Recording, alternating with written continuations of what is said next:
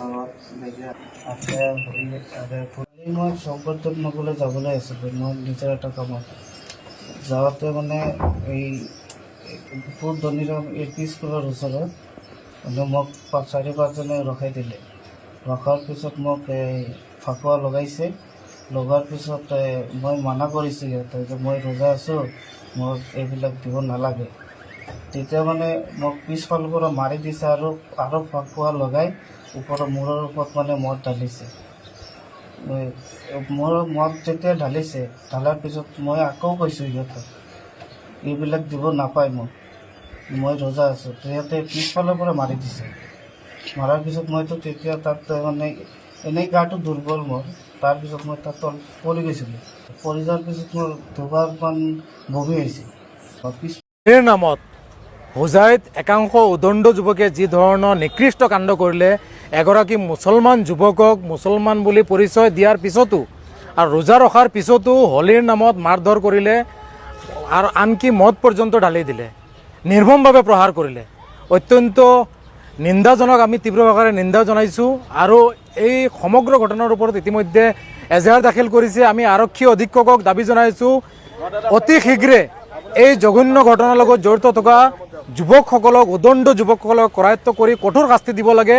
অন্যথা আমি অহা সোমবাৰৰ পৰা এই জঘন্য ঘটনাৰ বিৰুদ্ধে আমি বৃহৎ আকাৰে হোজাই জিলাত প্ৰতিবাদী কাৰ্যসূচী হাতত ল'ম। আৰু সেই উদণ্ড যুৱকসকলক স্পষ্টভাৱে সকীয়াই দিব বিচাৰিছোঁ, এইখন নিৰপেক্ষ দেশ, এইখন কোনো হিন্দু ৰাষ্ট্ৰ নহয়।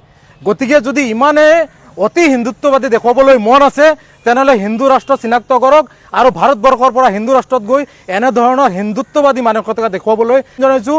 এইখন অসমত, এইখন হোজাইত অতি হিন্দুত্ববাদী কাৰ্যকলাপ আমছুৱে সহ্য নকৰে। ইয়াৰ বিৰুদ্ধে যিকোনো ধৰণৰ প্ৰতিবাদী কাৰ্যসূচী হাতত ল'বলৈ প্ৰস্তুত আছোঁ আৰু আগন্তুক দিনতো প্ৰস্তুত থাকিম। যোৱাকালি হোজাইত প্ৰায় 1মান বজাত হোজাই ধনীৰাম পথাৰত বজ্ৰমিলৰ সন্মুখত আপোনাৰ শাহানুৰ ইছলাম নামৰ এজন যুৱকক কিছু যুৱকে আগবাঢ়ি ধৰে। প্ৰথমে আবিৰ লগায়। আবিৰ লগোৱাৰ পিছত তেখেতে অনুৰোধ কৰিছে যে মই ৰোজা আছোঁ, মোক আবিৰ লগাব নালাগে আপোনালোকে। এই ৰোজা থকাৰ পিছত মানে খোৱাৰ পিছতেই তাৰ মূৰত হাতত থকা মদৰ বটলৰ পৰা মদ ঢালি দিয়া হ'ল, তাক নিৰ্মমভাৱে মানে প্ৰহাৰ কৰা হ'ল। গতিকে অভদ্ৰামী কৰি হোজাইৰ সমাজ ব্যৱস্থাক বিনষ্ট কৰাৰ যি প্ৰয়াস কৰিছে এটা দুষ্ট চক্ৰৰ দ্বাৰা, সেইটো আমি গৰিহণা দিছোঁ, ধিক্কাৰ জনাইছোঁ। লগতে আমি হোজাই সেইসকলক কৈছোঁ যে এইটো মানে উত্তৰ প্ৰদেশ নহয়, এইটো অসম হয় আৰু হোজাই হয়। গতিকে এনে দুষ্কাৰ্য নকৰিবৰ কাৰণে আপোনালোকক সকীয়াই দিছোঁ।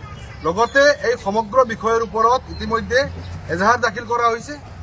হোজাই আৰক্ষীয়ে গুৰুত্ব সহকাৰে এই বিষয়টো মানে অভিযুক্তসকলক চিনাক্ত কৰি কৰায়ত্ব কৰি বিহিত ব্যৱস্থা গ্ৰহণ কৰিবৰ কাৰণে আমি দাবী জনালোঁ। অন্যথা অহা সোমবাৰৰ পৰা আমি সমগ্ৰ হোজাই জিলাত, আমছু হোজাই জিলা সমিতিয়ে সমগ্ৰ হোজাই জিলাত ইয়াৰ বিৰুদ্ধে তীব্ৰ প্ৰতিবাদ সাব্যস্ত কৰিবলৈ বাধ্য হ'ম।